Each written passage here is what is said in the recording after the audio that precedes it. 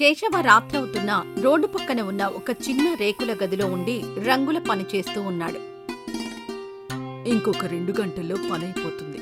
ఈ 2 గంటల్లో రంగు వేయడం అయిపోతే ఉదయాన్నే యజమాని వచ్చే వరకు రంగు ఆరిపోతుంది. అప్పుడు ఎవరెవరికి పంపించాలో వాళ్ళకి పంపించేస్తాను. నా పని అయిపోతుంది. యజమాని మాట దక్కుతుంది. ఈ 2 గంటలు సరిగా కష్టపడితే కొంత డబ్బు చేతికొస్తుంది. 2 రోజుల్లో అమ్మాయిది పుట్టినరోజుకి బట్టలు కొనివ్వచ్చు అని తనలో తాను మాట్లాడుకుంటూ పనిచేస్తూ ఉంటే ఊరికి కాపలా కాస్తున్న గుర్కా అటుగా వెళ్తూ అర్ధరాత్రి కూడా కేశవ పనిచేస్తున్న గది తెరిచి ఉండడంతో అక్కడికొస్తాడు. కేశవ, ఇంకా పని చేస్తున్నావా? ఊరంతా నిద్రపోయినా కూడా నువ్వింకా పని చేయడమేంటి? ఏమీ లేదులే, కొంచెం తొందరగా చేయవలసిన పని ఉంది. అందుకే ఇంకాసేపట్లో అయిపోతుందిలే. అన్నట్టు పొద్దునెప్పుడో వచ్చావు, ఇప్పటి వరకు పని చేస్తున్నావు. ఇంతకీ ఏమైనా తిన్నావా? అంటే అది అది తిన్నట్టే అనుకో. అబద్ధం కూడా చెప్పడం రాని అమాయకుడివిరా బాబు నువ్వు. ఇదిగో ఇది తిను అని గుర్కా తన కోసం తెచ్చుకున్న సద్ది మూటని కేశవకిస్తాడు. అయ్యో, నాకిచ్చేస్తే నువ్వేం తింటావు? ముందైతే నీ ఆకలి తీరని, తర్వాత నాకు అవ్వబోయే ఆకలి గురించి ఆలోచిద్దాం అని చెప్పి సద్దిమూట ఇచ్చేసి వెళ్ళిపోతాడు గుర్కా. కేశవ పని పూర్తయ్యే వరకు తెల్లారవుతుంది. రంగు ఆరబెడుతూ ఉండగా గుర్కా తన పనిని పూర్తి చేసుకుని తిరిగి కేశవ దగ్గరికొస్తాడు. ఇంకా పని అవ్వలేదా? నువ్విక్కడ పని చేస్తున్నావు కదా, ఇంటి దగ్గర నీ కూతురు ఒంటరిగా ఉండగలదా? ఇక్కడ ఆలస్యం అవుతుందని తెలియగానే మా తమ్ముడి కొడుకుని కూతురుని ఇంటికి పంపించాను. ఒంటరిగా ఉండలేవమ్మా, చిన్నాన్న ఇంటికి వెళ్ళు అంటే నేనేమైనా చిన్నపిల్లనా, ఒంటరిగా ఉండగలను అని అరిచేస్తుంది. తాను ఎంత ఎదిగినా మనకి చిన్నపిల్లే కదా, అందుకే నా భయం నాది, తన ధైర్యం తనది. ఆకలేసి మొత్తం తినేశాను, ఏమీ అనుకోవద్దన్నా. అనుకోవడానికి ఏముంది? సరే, ఇంటికి వెళ్దామా? లేదు, యజమాని వచ్చిన తర్వాత ఈ పనంతా అప్పజెప్పి వస్తాను. కాస్త సమయం పట్టొచ్చు, నువ్వెళ్ళు అని కేశవ చెప్పగానే గుర్కా వెళ్ళిపోతాడు. యజమాని వచ్చిన తర్వాత కేశవ తాను చేసిన పని అంతా యజమానికి చెప్పి కొంత డబ్బు తీసుకుని ఇంటికి బయలుదేరతాడు. ఇంటికి వెళ్లేసరికి తన కూతురు జ్యోతి ఇంటి ముందు నించొని ఉంటుంది. ఏమయ్యా, నువ్వు అసలు తండ్రివేనా? రేపు నా పుట్టినరోజని గుర్తైనా ఉందా నీకు? గుర్తుంది తల్లి, గుర్తుంది కాబట్టే రాత్రి కూడా పనిచేసి ఇదిగో ఈ డబ్బులు సంపాదించాను. ఇదిగో ఈ డబ్బులు తీసుకుని వెళ్ళి నచ్చిన బట్టలు కొనుక్కో అని తాను తెచ్చిన డబ్బులు జ్యోతి చేతిలో పెడతాడు కేశవ.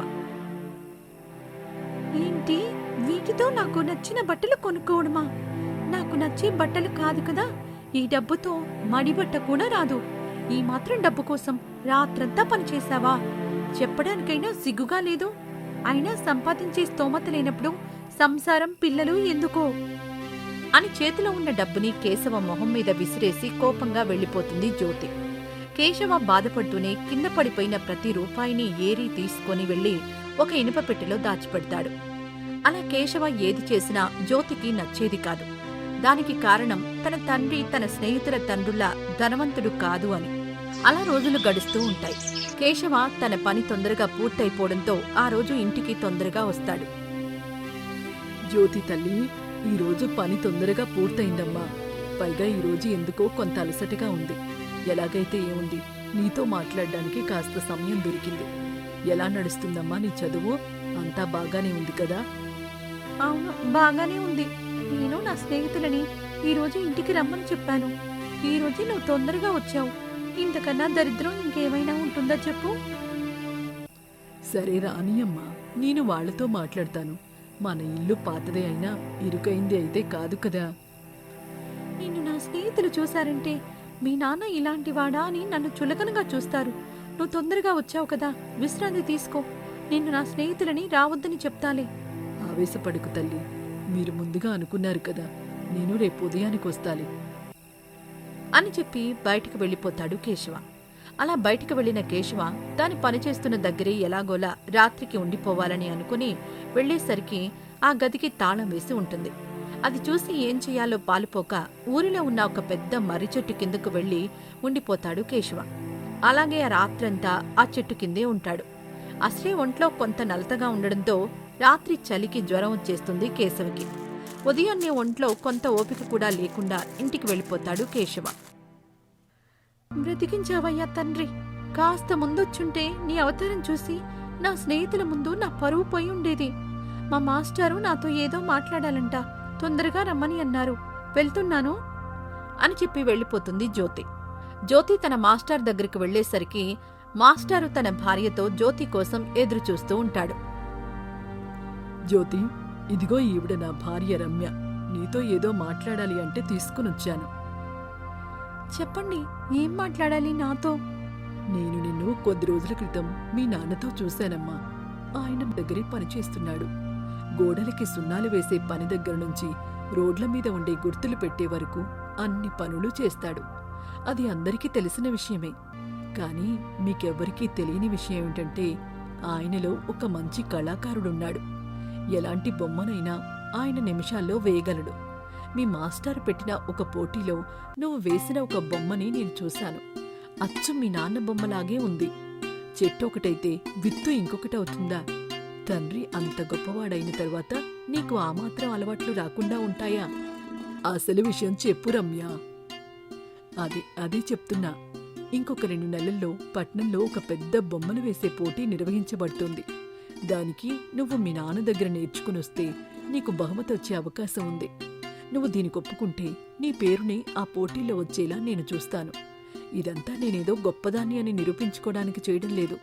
మీ నాన్న మాకు చేసిన సహాయానికి చేస్తున్న చిరు సహాయం ఇది.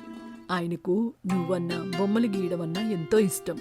నువ్వు తనకంటే గొప్పగా బొమ్మలు గీస్తావని తెలిస్తే ఇంకా చాలా సంతోషపడతాడు కదా.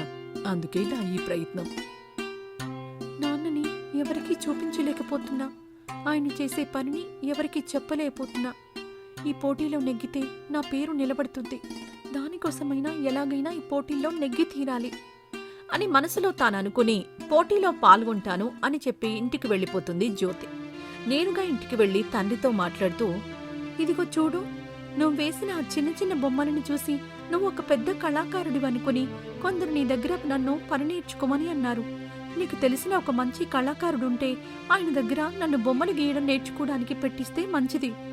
ఎప్పుడు చెప్పే మాటే ఇప్పుడు కూడా చెప్తున్నా. నా దగ్గర నీకిప్పుడు ఇవ్వడానికి డబ్బులు లేవు కాబట్టి నీకు ఇంకొక అవకాశం లేదు. నేను చెప్పినట్టు చేసి తీరాల్సిందే. రా, ఈ రోజు నుంచే పని మొదలు పెడదాం అని అనేసరికి జ్యోతి తప్పక తండ్రి దగ్గరే పనిచేయడం మొదలుపెడుతుంది. అలా రోజులు సాగుతూనే ఉన్నాయి. రమ్య చెప్పిన పోటీ దగ్గరకొచ్చింది. జ్యోతికి నెమ్మదిగా కంగారు పెరగడం మొదలవుతుంది. ఇదిగో చూడు, ఈ పోటీలో నేనెలాగైనా గెలిచి తీరాలి. లేదంటే నేనింకెప్పటికీ కూలీ కూతురు నుంచి జ్యోతిగా మారలేను. నువ్వు నేర్పించే పని చూస్తుంటే నాకు కనీసం చివరి నుంచి మొదటి బహుమతి వచ్చే అవకాశం కూడా లేదనిపిస్తోంది.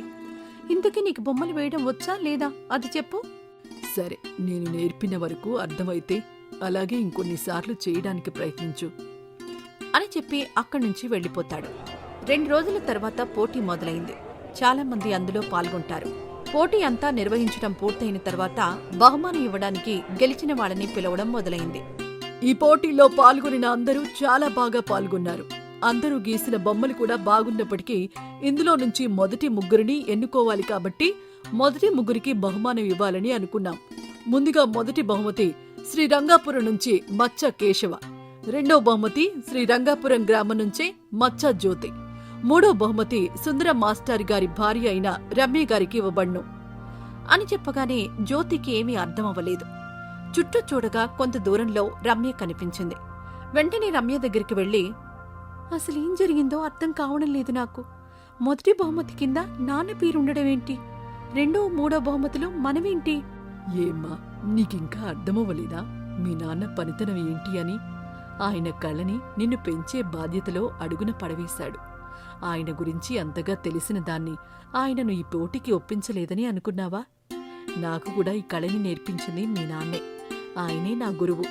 పద, ఈ రోజు నుంచి నువ్వు రోజు కూలి రంగుల కేశవ కూతురు అని పిలిపించుకోవాల్సిన అవసరం లేదు. కళాకారిణి జ్యోతి అనిపించుకోవచ్చు. లేదండి, కళాకారుడు కేశవ కూతురు జ్యోతి అని పిలిపించుకోవాలనుంది అని రమ్యకు చెప్తుంది. ముగ్గురు ఆ బహుమతులు అందుకొని ఎంతో సంతోషపడ్డారు. ఆ రోజు నుంచి జ్యోతి తన తండ్రిని ఎప్పుడూ ఏమీ అనకుండా ప్రేమగా ఉండడం మొదలుపెడుతుంది. తన కూతురులో మార్పు ఎందుకు వచ్చిందిరా అని తెలియకపోయినా మార్పొచ్చినందుకు, తనతో ప్రేమగా ఉన్నందుకు కేశవ కూడా ఎంతో సంతోషపడుతూ ఉంటాడు.